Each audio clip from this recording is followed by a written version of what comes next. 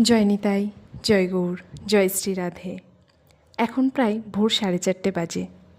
আজ থেকে পবিত্র দামোদর ব্রতের শুভারম্ভ।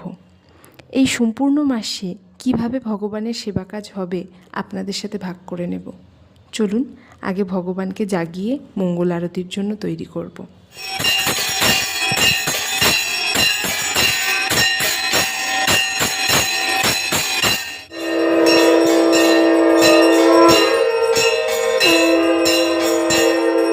মঙ্গলারতি শেষ করে ভগবানকে বাল্যভোগ দিয়েছি গুড়বাদাম আর খেজুর।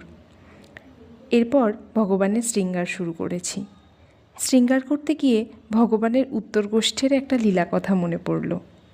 গোবিন্দ সখাবৃন্দ নিয়ে গোচারণ থেকে শ্রীধাম বৃন্দাবনে ফিরছেন। দুই কানে পড়েছেন একটা কাঁঠাল চাঁপা জাতীয় ফুল।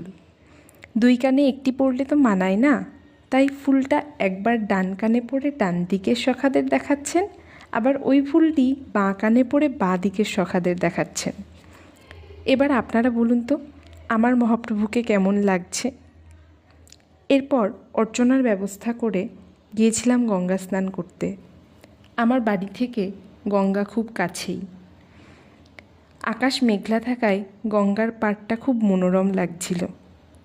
অবশিষ্ট সেবা কার্যের ভিডিও নিয়ে খুব তাড়াতাড়ি আসছি। জয় শ্রী রাধে।